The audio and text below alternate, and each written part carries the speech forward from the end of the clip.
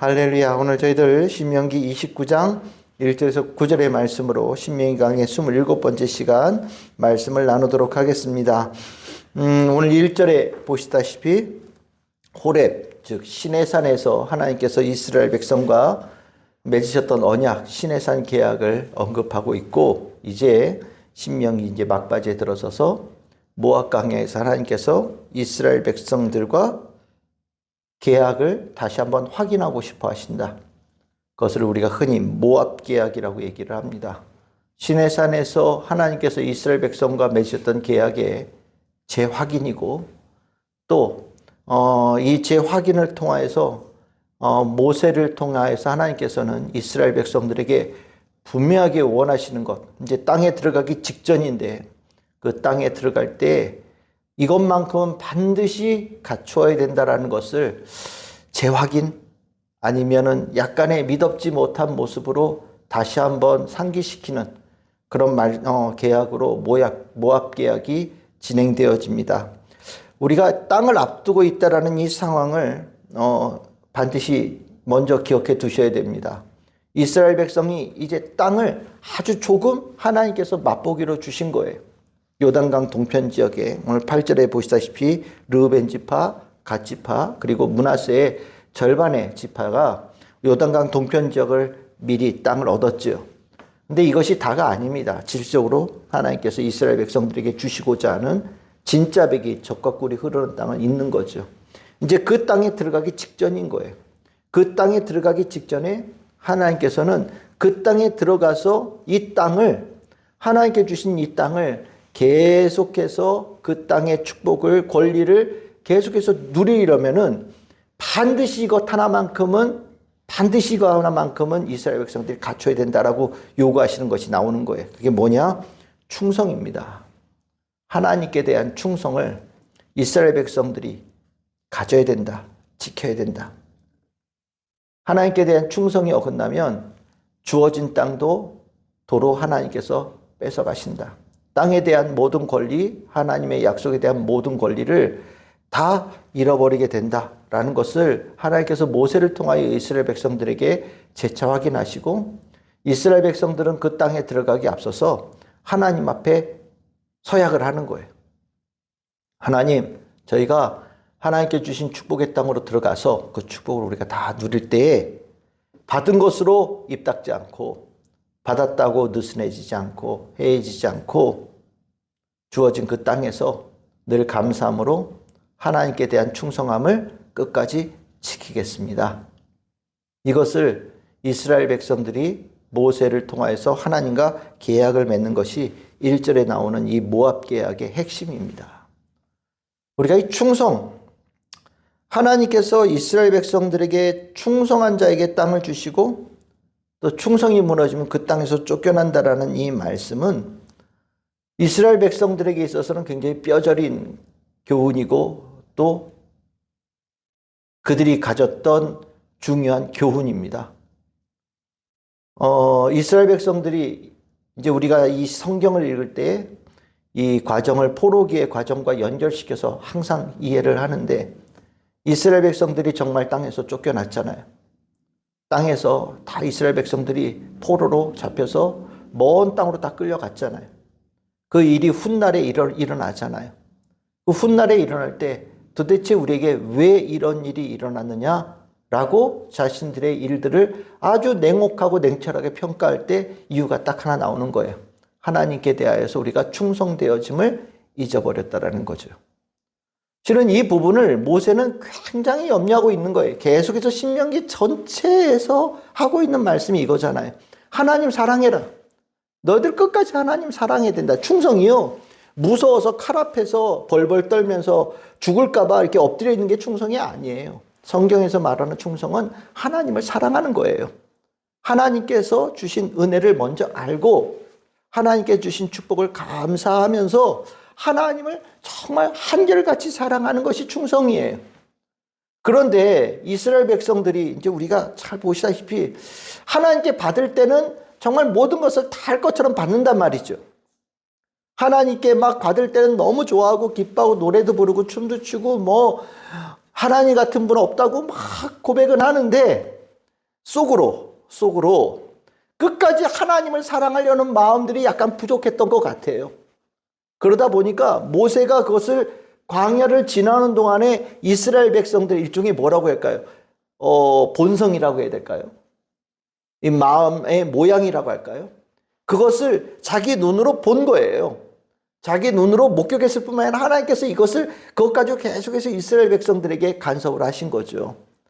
그러니까 모세는 마음속에 늘 언제나 짐이 하나 있는 거예요. 내가 이제 이스라엘 백성들을 이끄는 것이 멈추고 하나님께로 이제 돌아가고 난 다음에 정말 이스라엘 백성들이 이제까지 했던 모습과 좀 다르게 하나님께 축복해 주신 땅으로 들어가고 나면 하나님에 대한 충성, 끝까지 사랑하는 마음을 잘 지켜야 될 텐데 혹시 그것을 잊어버리면 어떡하나라는 노심초사의 마음이 있는 거예요. 그거를 모세도 가졌고 하나님도 이스라엘 백성들에 대해서 그 부분에 대해서 불안한 부분이 있으셨던 것 같아요.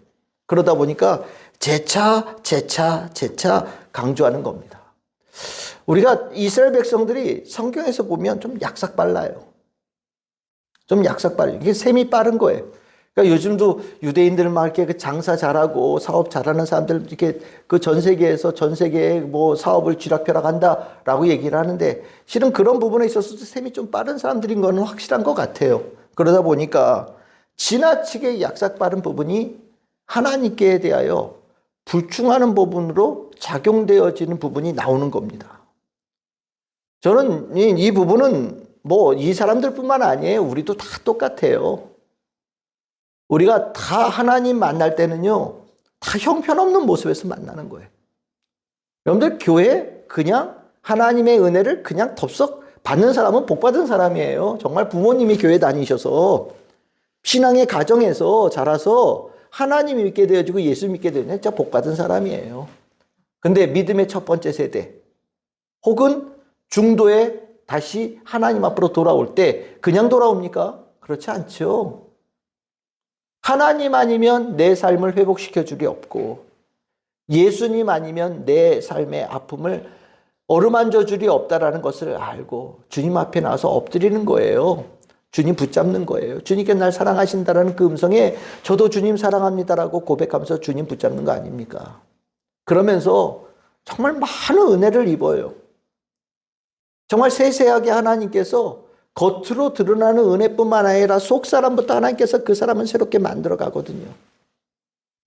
그 만들어가는 은혜가 시간이 이렇게 좀 지나다 보면 이게 이제 어느샌가 당연한 것이 되어지는 경우들이 생겨요.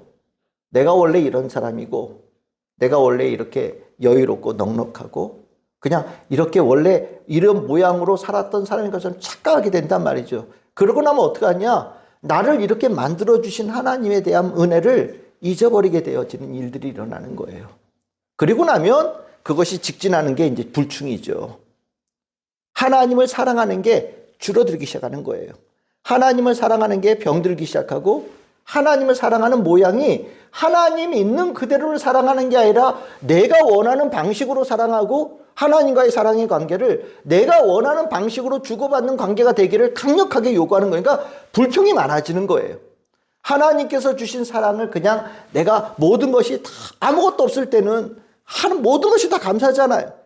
내가 아무것도 없을 때 물 한 잔도 감사하고요. 밥 한 공기도 감사하단 말이죠. 내가 입을 수 있는 옷 한 벌도 감사하고 신을 수 있는 신발, 자그마한 한 칸 방도 다 감사해요. 근데 이게 조금 달라지면 내가 원하는 사랑의 방식, 받고자 하는 사랑의 방식이 있고 하나님께 요구하는 방식이 생겨요. 그러니까 모든 게 감사가 되지 않는 거죠.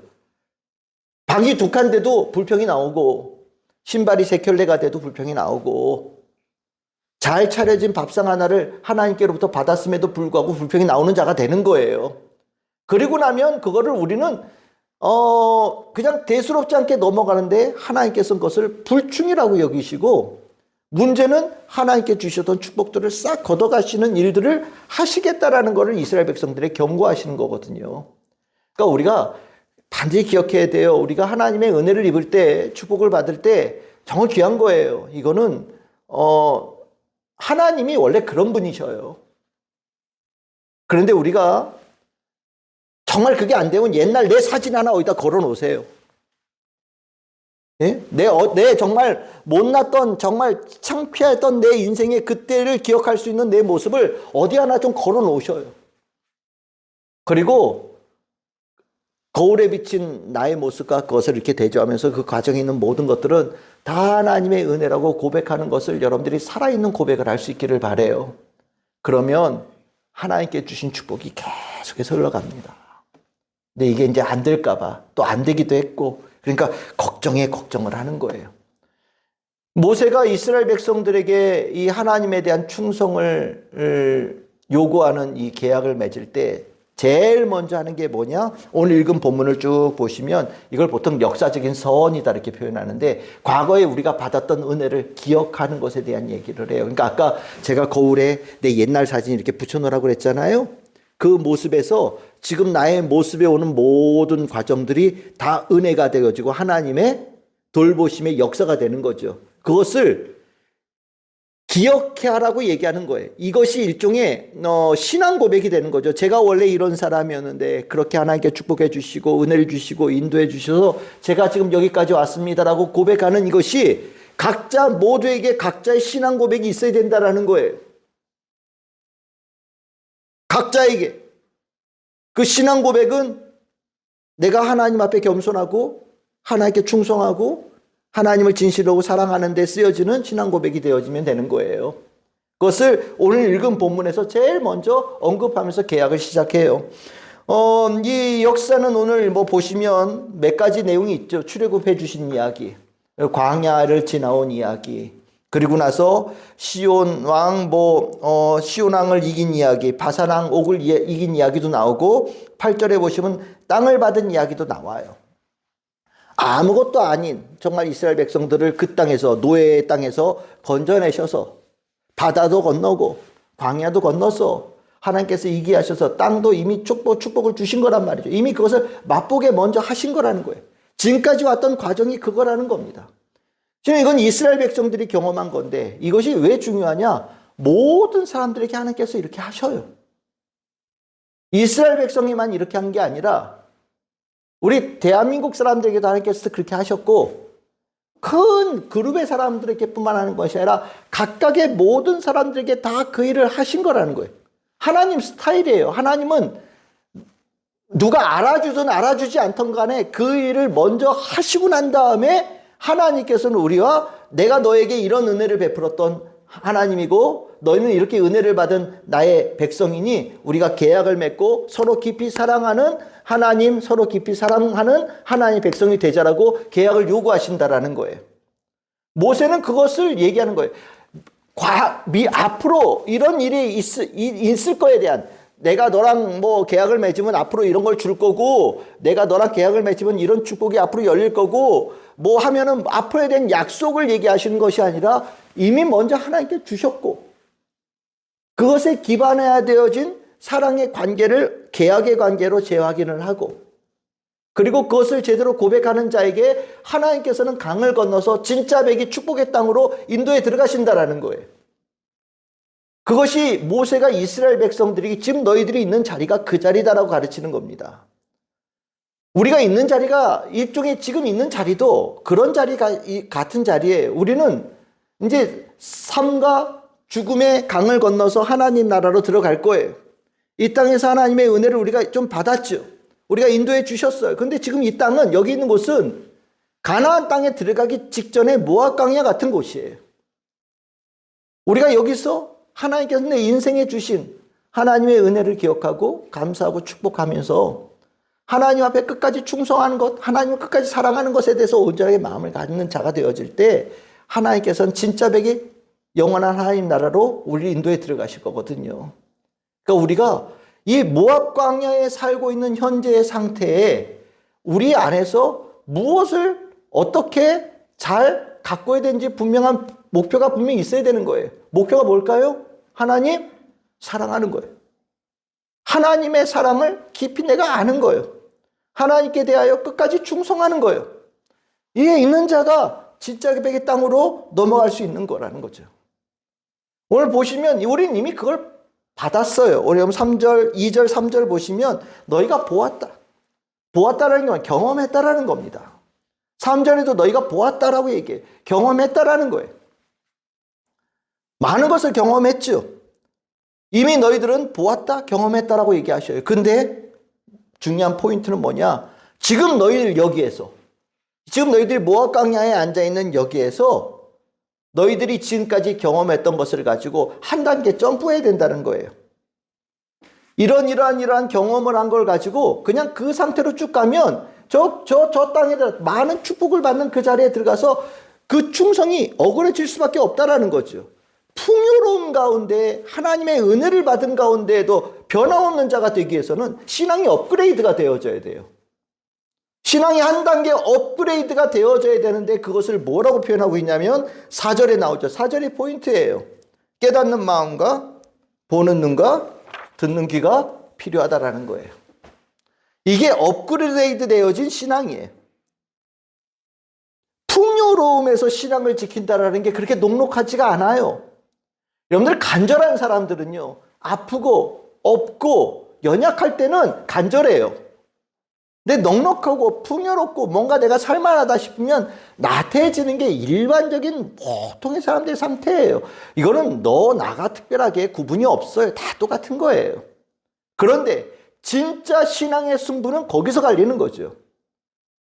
하나님께서 잘해주실 것을 믿고 하나님 앞에 매달리는 거는 이건 모든 사람들이 다 똑같이 다 할 수 있어요. 누구든지. 그런데 정말 하나님은 우리가 매달리지 않아도 하나님께서 우리를 사랑해 주셔서 축복해 주신단 말이에요. 그렇지요? 하나님은 지금 이스라엘 백성들에게 먼저 하신 것처럼 출애굽을 시키시고 광야를 지나오면서 그 가운데 모든 은혜를 계속해서 베푸시고 승리하게도 하시고 땅을 일부 얻는 축복도 이스라엘 백성들에게 주신단 말이에요. 하나님은 축복해 주셔요. 축복으로 인도하시고 그것이 하나님의 스타일이에요. 이제 중요한 거는 내가 하나님께 축복을 받은 다음에 여유롭고 넉넉해진 다음에 내 신앙의 상태가, 내 모습이 어떠냐가 진짜 신앙인의 승부예요. 저는 그렇게 생각해요. 그 승부에 우리가 하나님께서 원하시는 충성의 신앙을 갖기 위해서 필요한 게 뭐냐? 오늘 여기 세 가지라는 거예요. 깨닫는 마음과 보는 눈과 듣는 귀가 필요하다라는 거죠. 그럼 이게 뭘 얘기하는 거냐? 이게 뭘 얘기를 하는 걸까요? 깨닫는 마음. 뭘 깨달아요? 뭘 봐요? 뭘 들어요? 뭘 얘기할까요? 하나님을 보는 거예요.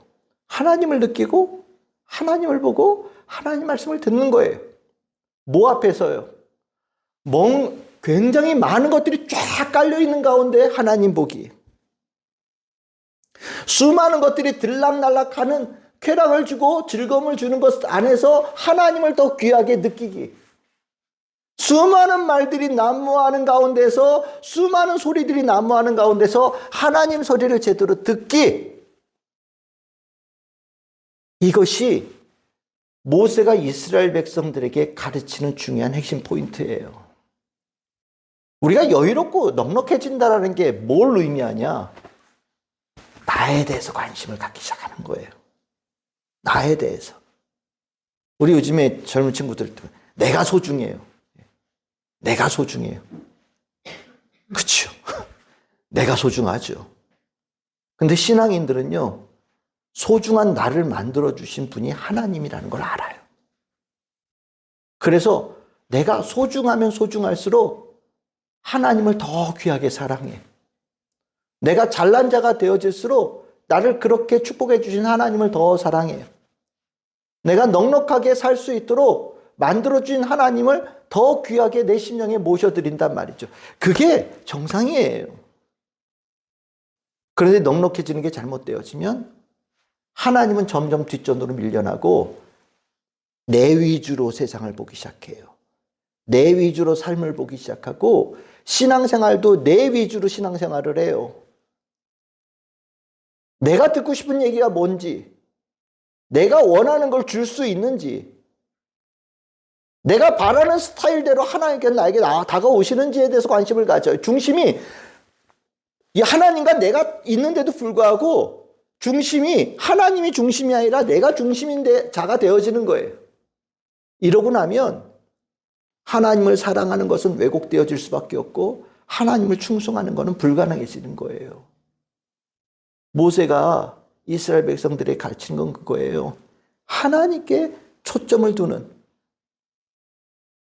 수많은 것들이 너의 심령에 즐거움으로 올지라도 하나님이 가장 귀한 사랑의 분으로 심령에 느껴지고, 수많은 것들이 네 삶에 펼쳐져 있어서 그것이 많은 것들로 인하여서 현혹되어질지라도 그 가운데 하나님을 제대로 또렷하게 초점을 맞춰서 하나님을 볼 수 있고, 그럴수록 수많은 소리들 속에서도 하나님의 말씀을 가장 귀에 크게 들을 수 있는 자가 되어진다면 하나님께 충성하고 하나님께 주신 축복의 땅에서 그 권리를 계속해서 누릴 수 있는 자가 되어지는 기초가 마련되어진 것이다 라고 가르치는 거예요. 하나님을 얼만큼 느끼냐? 이거 굉장히 중요한 문제입니다. 하나님을 어떻게 느끼느냐? 우리가 신앙생활에서 하나님을 어떻게 항상 중심에 모시느냐? 굉장히 중요한 문제예요. 신앙생활을 하면서도 변질되어질 때는 중심이 하나님이 아니라 내가 올라설 때예요. 교회를 다녀도 내가 중심이 되어지면 그 신앙은 무너지고요. 수많은 직분이 있어도 중심에 내가 있으면 그 직분을 제대로 감당하지 못하는 자가 되어지는 거예요. 굉장히 중요한 겁니다. 모세는 완전한 핵심을 꿰뚫어주고 있어요. 어떠십니까? 여러분들은 어떠셔요?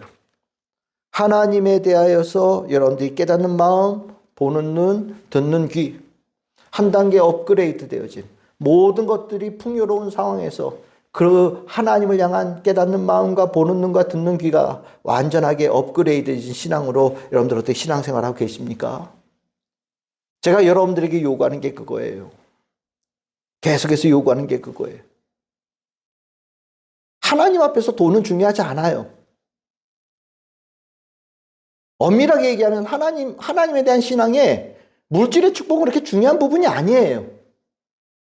물질의 축복에 하나님에 대한 초점이 흔들리면 받은 축복도 권리가 다 사라지는 거예요. 우리가 없는 상황에서 신앙생활을 시작할 때는 하나님께 대하여 주시옵소서라는 기도가 제일 먼저 있었죠. 이것도 달라 그러고 저것도 달라 그러고 그러면 많이 받는 데가 하나님의 역사가 일어나는 자리라고 얘기를 했어요. 근데 우리 다 넉넉해요. 다 넉넉해요. 지금의 초점은 달라는 게 목적이 아니라 내 중심에 하나님의 가운데 제대로 중심에 모셔져 있는 이 신앙생활이 우리에게 관건인 시대가 된 거예요. 이 시대를 우리는 살아가고 있어요. 우리가 한 40년 전에 50년 전에 신앙생활을 했다면 아마 우리는 하나님께 더 많은 걸 달라고 조르면서 신앙생활을 했을 거예요. 근데 시대가 바뀌었잖아요. 이제 우리는 풍요로운 가운데 하나님이 여전히 중심에 계신지를 우리는 점검하는 신앙을 해야 돼요. 저는 우리 참 즐거운 교회 모든 성도들이 그 부분에 있어서 절대로 승리하는 성도들이 되기를 바랍니다. 모세가 하나님 앞에서 이 모압 광야에서 이스라엘 백성과 맺은 계약은 우리에게 엄청난 경종을 울려요. 그래서 신명기의 말씀이 사랑받는 성경의 말씀이 되는 겁니다. 이 신명기에 하나님과 이스라엘 백성 사이에 맺은 이 계약이 내가 하나님과 맺고 있는 계약이라는 것을 생각하시면서 말씀 안에서도 더 귀한 은혜를 맛보는 그리고 새로운 결단이 세워지는 축복의 우리 모든 성도들이 다 되시기를 주님의 이름으로 축복합니다.